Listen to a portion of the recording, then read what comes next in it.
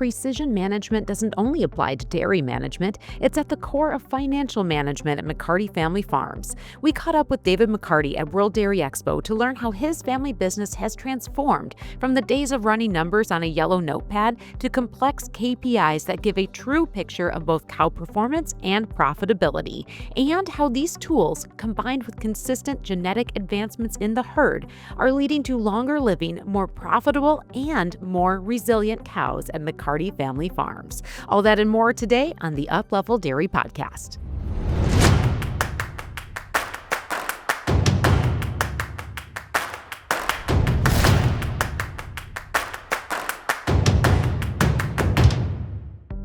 This episode is brought to you by Zoetis. As the world's leading animal health company, Zoetis is dedicated to helping producers achieve healthy animals, healthy dairies, and healthy food through their world-class portfolio. For more information, visit dairywellness.com.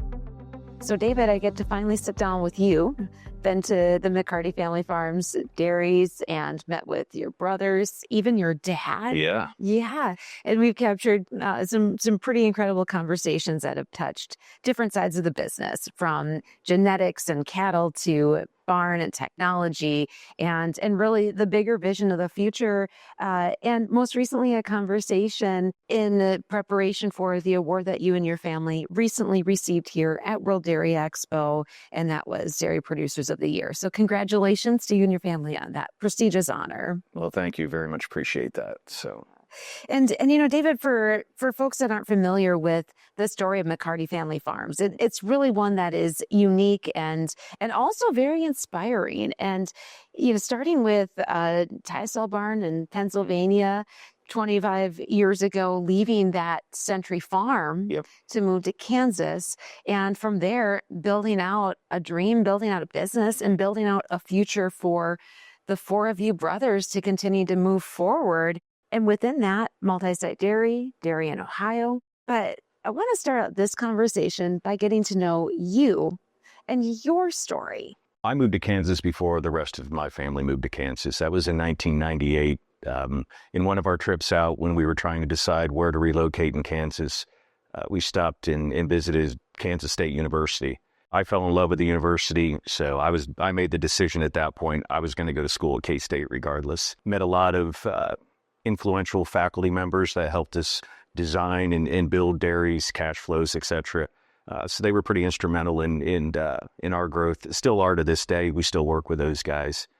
But I graduated K-State in 2002, went back to the home farm. At that point, we were milking about 700 cows, 1,000 cows maybe. There was a little too much McCarty there at that point in time. So I had an opportunity with one of the advisors I had at K-State to go run another dairy. And I spent 10 years away from the family operation, running a 7,000 cow dairy. It's where I was able to pick up a lot of the business side. It was a very established dairy and an established group. So I was able to take some of their ideas and some of their accounting practices and bring that back to our home operation. I came back there in 2011 and assumed the responsibility of the financials, the budgets, and things like that. And along with that, I brought our banking relationship that we use today, as well as the attorneys that we work with today, and several other business contacts that I was able to make when I was away from the farm. So you're a numbers guy. I'm a numbers guy. You're a numbers guy, but you're still kind of a cow guy too, aren't you?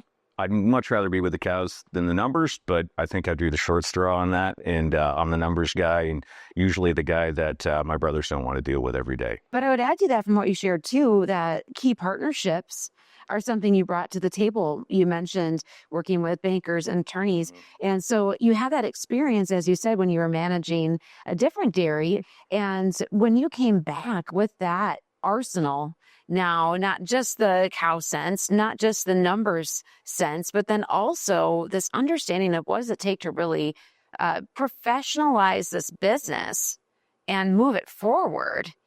That must have brought an incredible value at that time too. Where was McCarty Family Farms at that point when you did come back?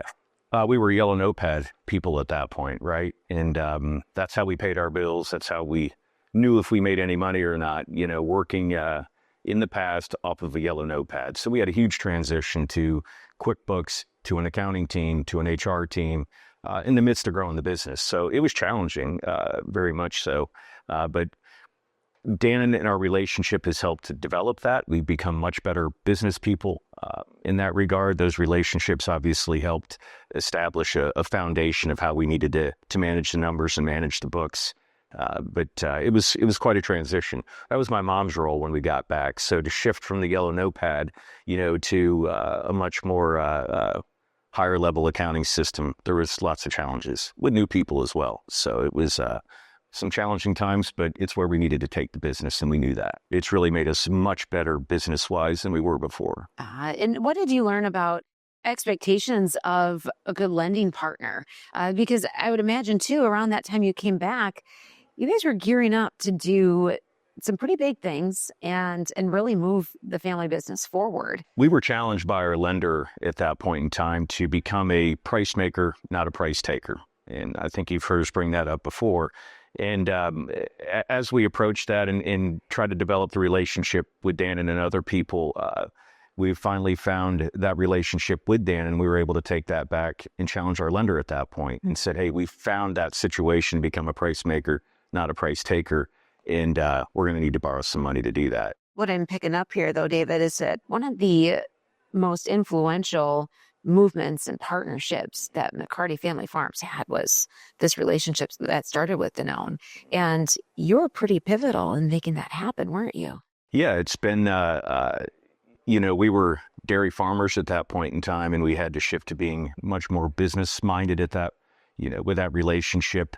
We were able to do that, with the help of a lot of good partners. But it's our lenders and their ability to believe in us, in what we were doing at that point in time, building a milk processing plant on site. And they took a chance with us, which is, obviously they believed in who we were and what we were trying to accomplish at that point. And here we are, 15 years later with a much bigger operation than we ever anticipated. And, seeing is believing, right? Absolutely. And it's something that can be seen now when I've been out to the farm, you can see the results of what was years of just, learning, growing, professionalizing the business, those key relationships. And that's what the setup and the landscape is at McCarty Family Farms, at that Kansas Rexford location in particular, that you can see today. And when you really also look at what else does it take to get that buy-in. There's the numbers that look good on paper, but then there's something to be said about the history of overcoming challenges, of just building resiliency from a business side, but it also takes that at the core, like a core value of your family. And so, when we visited your brothers and I for a podcast in honor of the recognition you received here at World Dairy Expo, if there was one theme that kept coming back up and standing out, it is that word resiliency. And what does it mean to you? What does that word mean to you, David? I looked up the definition of resiliency last night, and it's responding quickly to an overwhelming experience, and we've been able to do that as a group. As a family, the four of us have always been slightly competitive. I think that has helped develop that. In fear of failure, we're not a group that likes to fail. With the four of us, it's always about winning. And one of those traits to accomplish that is resiliency. And I don't know if it's a core value, but it's definitely something that we thrive off of. Well, so I'm going to ask you to do something that your dad would tell you not to do, and that's look in the rearview mirror for a moment here. Let's just take a glimpse back at the last 5 years or so and really hone in on what are some of the biggest challenges?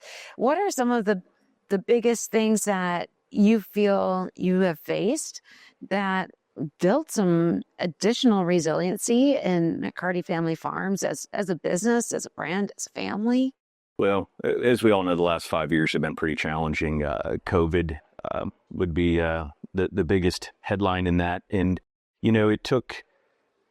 there was a lot of unknowns during that time frame, and we didn't, no one knew what was coming next. So we relied heavily on the relationships that we had with, whether it was our lender, whether it was Danone, but things have changed. And, from a business perspective, we're much more aggressive when it comes to hedging and those areas, just because we don't know the world we live in today. We don't know what's going to happen tomorrow. And they could be pretty market changing conditions. So from a business perspective, we focus a lot more on making sure that we are eliminating risks regularly, and those risks continue to change in the world that we're in, especially over the last 5 years. So whether it's our breeding strategy, right, to develop that and create that resiliency in our cows, whether it's the hedging program to make sure that we, accomplish our financial goals that we want to accomplish. But our business has had to really, I guess, improve in our resiliency because we are in completely different market conditions than we have been prior to that. When we started the Danone relationship in 2012, crazy markets in 2012, very difficult to manage. And then everything was really quiet for about 10 years until COVID hit. And the world's kind of been upside down and a lot different since that point. You were in an even tighter position because you guys were just starting a new build, correct? And so just reflect on that for a moment as well, of that piece of what COVID, how COVID laid out challenges for you and your family. What was that like? Well, being the financial guy, I can assure you it wasn't a fun time. Every time I turned around, I had one of my brothers telling me how much more it was going to cost. So we completely blew our budget on what we thought it was going to take to build that facility. So that in itself was a big challenge, but through the committed relationship with our lender, with Danone, we were able to work through that. But a lot of unexpected challenges in that time frame, especially from a financial perspective. So just a whole different set of things to work through. And, I think oftentimes as you talk about COVID and with other dairy producers, they're thinking about the impacts on, like you said, maybe it was a building project, maybe it was a milk market at the time and some questions there. But in your unique position, you don't just have the dairy, you also have a plant. Yeah. And how did that play in to, keeping not just a dairy running, but a plant running with a milk condensing plant that's right across the road there in Rexford? How'd that play into the picture? Well, we were pretty fortunate. We are in the middle of nowhere, as you know. You've been out there. So that was very beneficial during that time frame. But we had a good team, and we had a good plan. We were able to, mitigate the COVID challenges. I would say what came out of that was the challenges with relationships and just how we do business. We were very much meetings and face-to-face interaction prior to that. And that was easy for us. And then we shifted to remote, to Teams, to different ways to communicate with people. And that's still a challenge to this day. I don't think that's been perfected in how we do that, especially when you're working with a bunch of guys that aren't very tech savvy. That's challenging as well. But we definitely do business much different than we did business prior to that. And, I can't also help but think when you reflect again on that challenging time, there's also the fact that you're setting the tone for 250 employees. I think during that time frame, there was just so many unknowns that work and coming to the office or the dairy was actually something that was stable and consistent for people, and I think that was good. So lots to be learned from that time as a business and as a team, right? As a company, and we've talked about it from that angle. But going back to that key word, resiliency.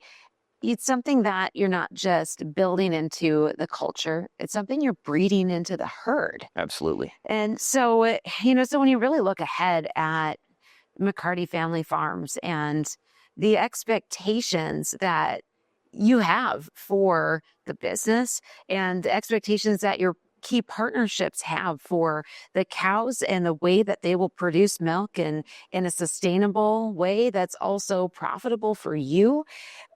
What do you think What do you think that means for the cows? What's expected of the cows at McCarty Family Farms? Well, we've been working extensively on a genomics program for the last 10 years, and we've been able to continue to hone in on better and better health traits that lead to lower carbon footprint, lower emissions factors, in a cow that's going to stick around in our operation. And that partnership's been critical in that success. It also creates a level of predictability, which is important to what I do. As we see annual genetic improvement, that correlates directly back to what we see in the tank. And, being able to predict that increase in solids, for example, year over year, for what we do is just makes my life a lot easier. It helps us overcome the annual increases in every other operational expense that we have, knowing that our cows are going to perform better year after year after year. So we've been very fortunate in that we have closed herd, and that herd has it's just been on a rocket ship in regards to genetic improvement. So and the Zoetis partnership's been critical in that. And putting that next to the current conditions of our market.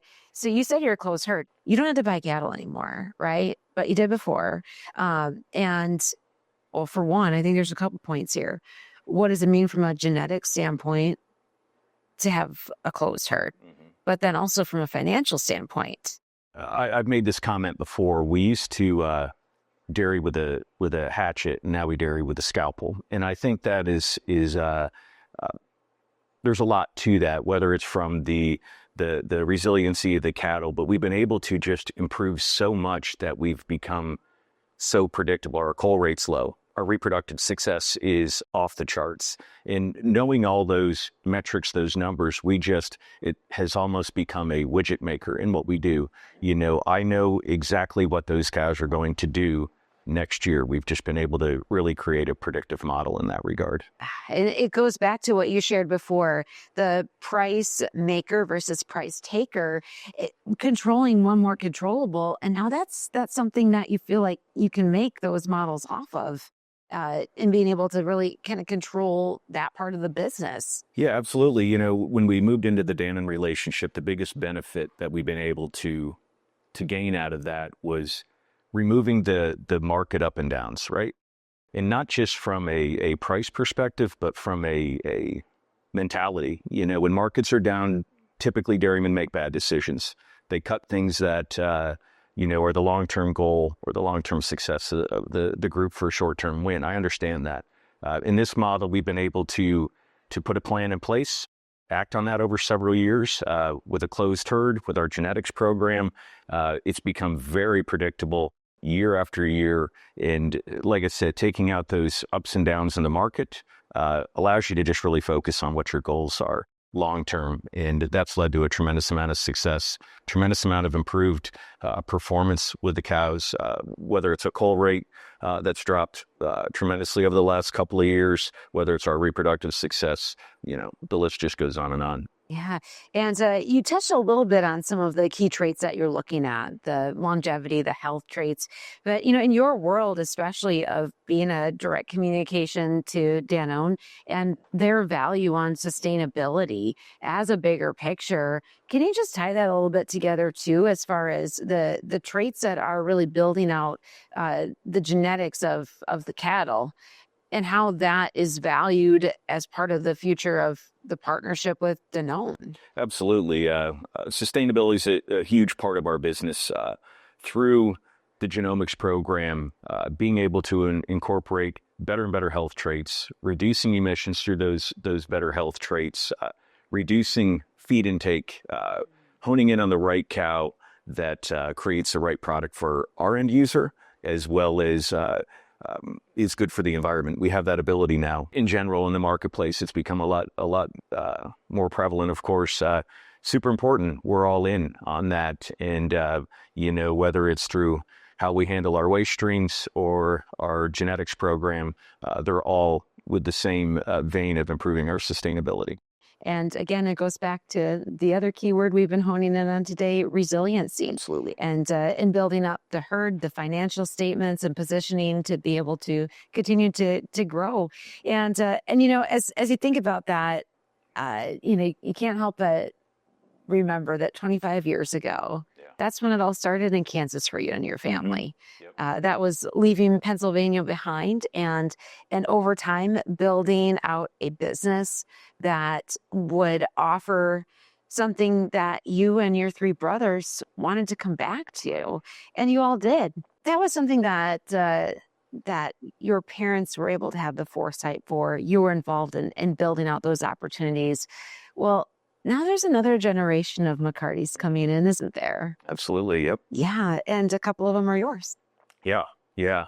I remember the feeling I had when I walked into our concrete, brand new double 12. We were milking in a tie stall barn when we moved out from Pennsylvania. And I thought, man, I'm in heaven here, like brand new double 12, and we can expand it to a double 24. Oh, It was fantastic, and we've been able to, with what we've created now, I see whether it's my kids or whether it's my brother's kids, they walk into the new facility and you see that same look. Hopefully it's the same feeling, right? But being able to create that, that's what my parents did for us. I think we've been able to recreate that for them. So hopefully there's interest, and hopefully we get some out of the 11 to come back. So pretty optimistic. well, and in that ability to create those opportunities, they're going to look different than the ones that brought you and your brothers back. And some of that is because the dairy industry runs off of different things than it did before. So much more technology. These conversations about, as you said, sustainability wasn't a word that you used at the dinner table, right? And now it's part of your everyday language. But it is a word that connects to a future generation. Do you think so too? Absolutely. We walk around the expo here the last few days, and I pointed that out to my daughters. Look around, look at the technology. It's every vendor out there is trying to push another advancement to you. And I think that's, we're speaking their language, which is exciting. When we came out to Kansas, we wanted to milk cows, and that's what we wanted to do. Clearly that's transformed into a lot of different things. And with that growth, what I think is important, what I tell my kids, anything you want to be fits, right? You enjoy sustainability. Great. We need it. You like human resources. Need that too. We have a communications team that I never thought I'd have that, and we have TikToks that have millions of views. Never thought I'd have that. So, the sky's the limit. For my kids, when we walk around the expo here, I pointed out to them, as you look at robotics, like we're not going to be milking cows the way we are today when they come back to the operation. So if their interest is something like robotics, I have a place for that, and that's really been satisfying to us, is that, you don't have to be a cow guy to come back to our operation.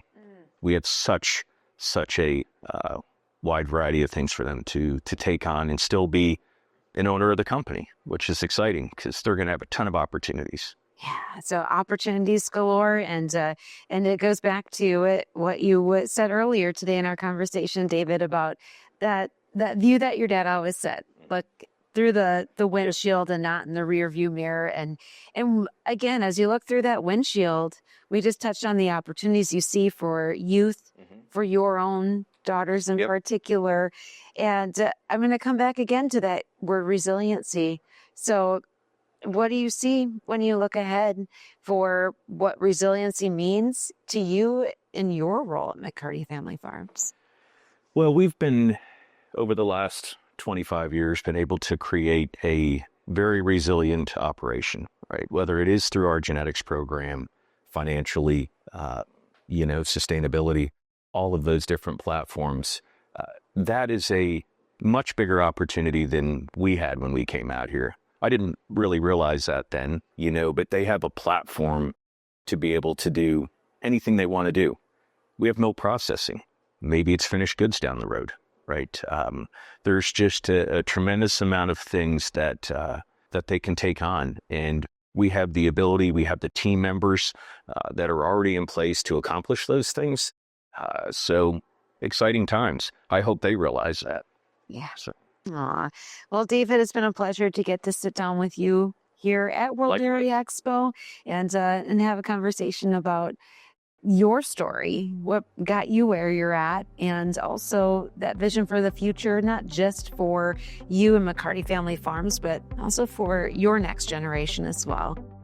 You just heard from David McCarty of McCarty Family Farms. His story is proof that with a plan, partnerships, and perseverance, there's no limit to what a dairy family can build.